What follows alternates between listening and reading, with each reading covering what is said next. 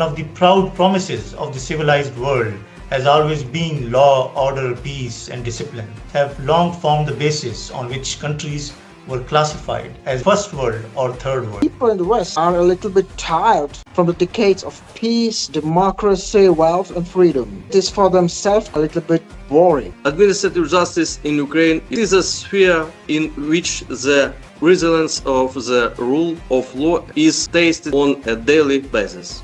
The Supreme Court of Sri Lanka found the former executive of this country liable for breach of constitutional duties. Rule of law has been advanced in its full plenitude in Sri Lanka. Even the highest office be subjected to constitutional scrutiny. We are judges, we are not political actors, and our duty is to protect the rights and the law under the Constitution. Across Europe and indeed globally, narratives questioning the legitimacy of courts have intensified. The chilling effect of this type of action against the judges is a red line not to be crossed. In Hungary, judges are not allowed to express political views. Why is defiance of the rule of law gaining political appeal across the world? Rest assured that the judiciary holds the final move. We can uphold the rule of law only to a limited extent by our judgments and opinions, but we do not have means to enforce them. Politicians must not interfere with the substance of judicial decision, but the organization and financing of the courts is a democratic issue too.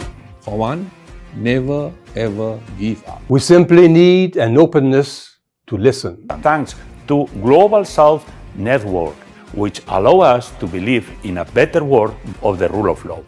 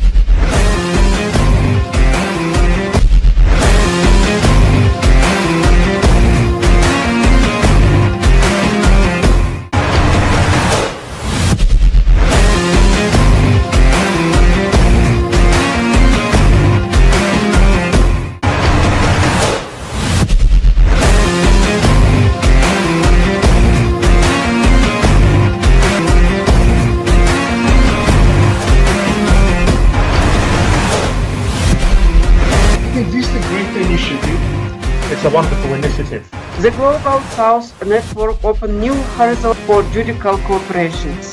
Global South Network provide a platform for meaningful dialogue and cooperation, fostering efforts to build a more equitable and resilient legal landscape. GSN Network continues to expand areas of activity, further strengthening its impact and reach. The universal concept of justice compels us to join our efforts, and this is the forum for promoting the same goal. Well deserved for the hectic activity you have made. I am astonished, I am amazed, I was impressed. May I at the outset commend you, Dr. Reayat, for the immense work that you're doing in the GSN. The Global South Network is a much admired initiative. It's commendable. South Network focuses on all disciplines and regions, creating a bridge between academia, civil society, legal community, etc.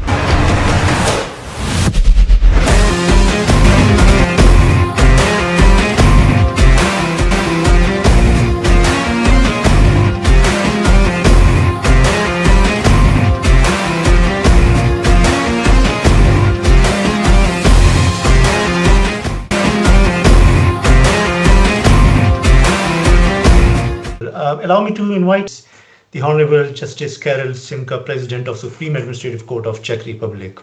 Good morning, good afternoon, good evening, or good night for everybody watching this debate. It's a pleasure to be here with you, but the topics of today's session make me a little bit depressive. The rule of law, plurality, checks and balances, freedom of speech, and so on. We in the West take it for granted.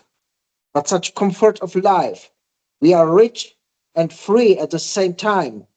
is in the history of the mankind a rare exception. I'm afraid that the people in the West are a little bit tired from the decades of peace, democracy, wealth, and freedom. It is for them self-convenient and maybe a little bit boring. We have no big and attractive goals or targets for which we should fight. Big ideologies of the past are more or less dead because most of them had failed, for example, communism or extreme nationalism, or some of them partly won, for example, economic and political liberalism and the ideology of human rights. I'm afraid that Western societies are going to be extremely pragmatic and that we partly lose the feeling about our common political values. Everything is possible, even the basics of the constitutional order and fundamental values can be disputed, criticized, and challenged. Political and constitutional systems are losing their authority and are fundamentally criticized as kingdoms of elites which don't understand the needs of the people. Courts are as typical kingdoms of elites and as very fragile state institutions are so in a big danger. We have no hard power, no soldiers, no weapons. We have only the authority. And our authority is mostly rational, not charismatic, and only partly traditional. The offer of courts is to give the parties a rationally reasoned decision. We cannot offer emotional identification, love, or empathy. If the courts would offer that, they wouldn't be impartial. I think we should understand the changing atmosphere in our societies, but I cannot imagine that we as courts and judges should slide on this populist and emotional wave. We are the part of the system and live and die with the system. Our role isn't to be leaders of the revolution. It would be a betrayal of our constitutional role. I think we should stay rational and maybe we should try to speak more to the public about our work, our constitutional role, and about our usefulness for the people. We should be a little bit sexy, but stay calm and explain our role with rational arguments. Maybe it can be not enough, but I don't see any other realistic option. The rule of law does exist only if the people believe that it does exist and only if they want that it is so. I believe in the people and in their rationality. Thank you, dear colleagues, for the opportunity to speak at this forum. Thank you, Honourable Justice Karel Šimka, President of the Supreme Administrative Court of Czech Republic, for delivering your response to Justice Kuusiniemi's lecture.